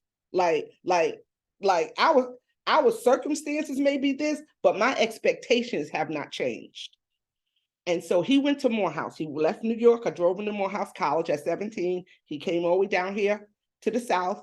And what I did with him psychologically, Spelman is right next door to Morehouse. They pretty much on the same campus. And I was able to convince him, I think he was 19 or 20, to take a women's studies class over at Spelman. Because at the very least, I wanted him to see, even though he's a Black male, right, he's going to have a lot of racism, yes, because he's Black, but he's also going to have privilege because he's a male. And I wanted him to understand that as he grew more into his manhood, the world was going to see him with more privilege over me as his mama. And that boy can't do nothing for me, right? But they're going to still assert more privilege to him. So I did it in different ways, not always talking directly about the shooting, but one of the things I am proud of, I'm proud of all of it, but I always said to my children, you all could come and talk to me about your dad anytime you want to. If there are any questions that you want to know about him, I knew your dad since he was 16 years old. And so if there's anything you want to know about your dad, please don't feel like you hurting my feelings because he tried to kill me. I was like, I have no problems talking to you about your dad. And they did. They came when they wanted to ask me questions. And so we always kept it healthy in our way. And I also tried to go beyond, like what Rocky was saying about what the world, the expectations of what healthy relationships are and how to treat women and how to treat yourself. And so one of the big things I did, the last thing I'll say is, none of my children, no matter their gender, none of them can date until they were 16 years old. None of them. Now they snuck and dated, but but no girl or boys came home. And then if you dated a person and I met them, you was not gonna, my door was not going to be a revolving door where all kind of different people was coming in and out, unless the other person knew you were dating more than one person at one time. Everybody going to be in agreement to this situation. And they were like, huh? Yes, I'm not condoning it. I'm not doing it. And I'm not trying to remember who name is who. I'm not doing that. And so they were like, dang, Mom. Yes. So those were the ways in which I tried to do and show, healthy relationships as they were going in their age appropriations through life. Thank you so much. That was a lot of information. And I love, having a boy. Having a boy is real because they want to be your daddy. They want to be your gatekeeper, and they don't have a memory of when they were little to a certain point, and they also think that they know more than you. So I already know. But what I also want to say is there's been a lot of overlap. I love both of you, the fact that you are honest. And when we talk about having conversations with kids, the first thing you've got to do is be honest. And you also don't want to overload them. I love that you said, when your daughter was 5, where she went, you went. Kids just want to know the answer to the question. If they ask you, how do you make purple? Tell them how you make purple. You add some yellow and green or blue or whatever it is, and you make purple. You don't need to go all around the world with it. But when we talk to kids, just be honest, everyone. Be honest and keep it light and keep it real. We are down to 9 minutes. And I know someone may have some questions, but I want to allow Rocky an opportunity. Ashley, can you allow her to share her screen so that she could bring up a document about gun violence? Are you with us, Ashley? Ashley is multitasking. I am with you. Hold on one second. Okay. I'm giving permission and you are good to share. Thank you. Yeah, I think many of you had some questions in terms of some resources that I think are really helpful. So I put both of these in the chat. One being able to compare states in general. So if we're moving from, California to, let's say, New York, right? I can look at stats for California to New York. I can look at what type of trends we have around background checks, what kind of protective orders are there, because we know that we have a lot of people that end up moving, right, from one place to another. So this can be a great resource to be able to see them side by side and see how many of them have, do they have protective orders? What's the historical context? How many people get that? So every town is a great way to be able to see that.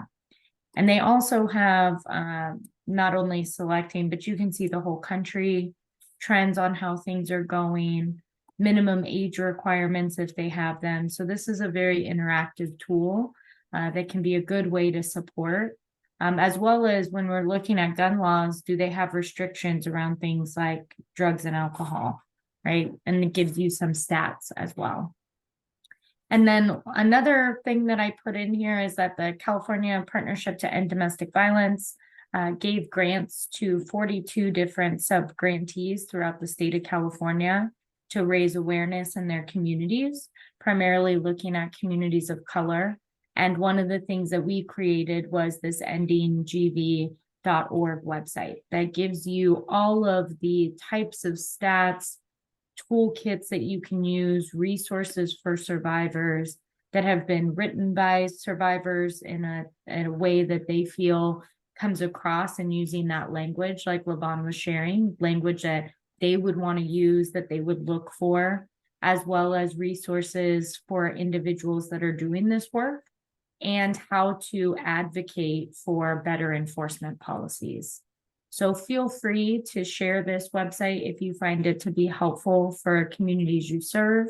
And you can always, reach out to me. I'll put my information in the chat as well, my phone number, email, so you can also reach out to me if you have any specific questions around GVROs, DVROs, and other protective orders. And if you don't have that information, if you misplace it, you can contact us, because we are also one of those 42 grantees. And it's just been a wonderful opportunity, because the conversation, it goes from one end of the spectrum to the other. And like you say, LaVon, most people didn't even realize there was gun laws and gun restraining orders and different restraining orders for different things, or even as simple as, storage. I remember you said that the gun was in this box, but the bullets were over here, and some people think that keeping a gun safe is putting it under your pillow or under your blanket.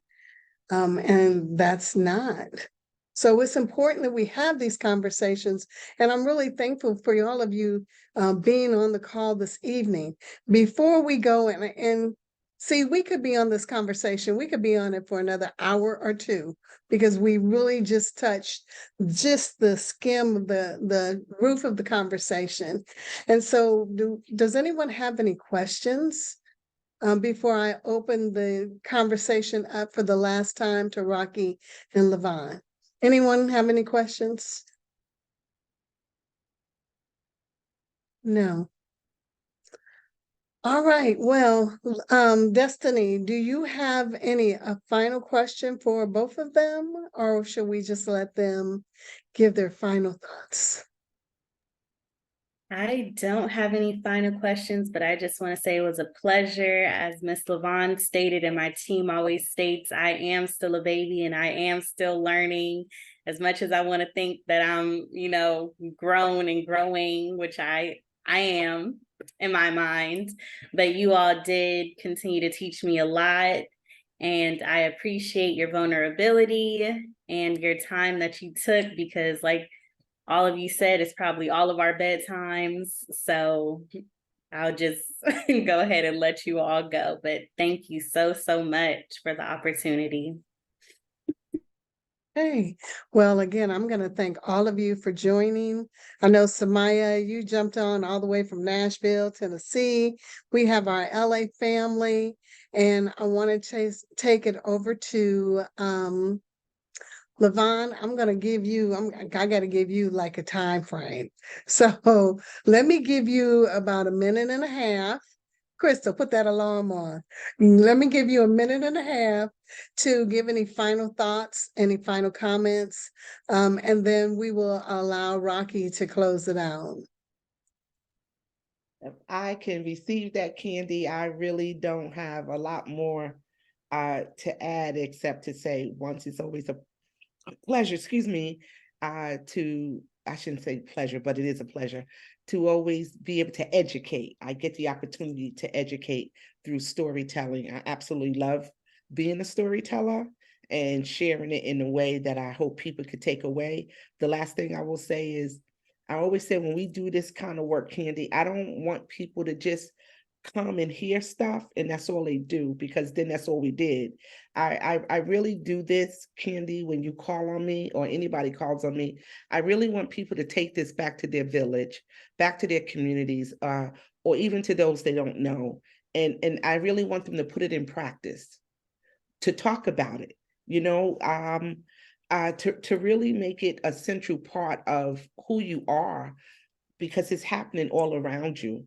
And so don't just come to something, put your time in, and then you don't think about it again until you, Candy, your organization does another event. come back and share what you've done in the community based on what you are learning and what you've heard. Thank you. See, I Thank beat you my so time, much. Candy. I beat my time. You did. Okay, and Rocky. Yes, I just definitely want to lift up what LaVon is saying. And I always like to end these kind of conversations on a conversation of hope, right? So LaVon brought up what it was looking like in the 90s, right? We have a lot of places to go. There's a lot that isn't being done, but I always want to applaud everyday work that you do. This is hard work. It's very thankless work, and it is a slow moving job. It's a systemic issue, and sometimes we can become discouraged. So I always just like to end all of these in the idea of hope, and that the work that we are doing every day, those sleepless nights and frustrating conversations and things that set us back, every day that we're doing that, you all are saving lives. So thank you for everything that you are doing, and keep that hope alive and continue to uplift those voices. Thank you. Thank you so much. And I do want to lift up hope, because normally when we have our slides, our very last slide says hope. There is hope in the work that we do. There's hope in the families that we have, the relationships that we have. There's hope that life will change and get better. We just have to keep living. So I want to thank you all. And I want to also uplift the conversation LaVon just had, to take this back to your community, take it back to your families. You don't know who needs to hear this information. You don't know who's experiencing these things. I know for a fact that I never thought about domestic violence until I started doing this work. And once I started doing this work, everyone I realized was experiencing some form of violence or abuse. And there's so many men, women, and children that are having nightmares, that aren't able to sleep at night, that aren't able to do their homework, that are afraid because of the violence that is around them. So with your truth, your honesty, your love, your integrity, you're able to help someone else. LaVon, thank you so much for your truth and your honesty.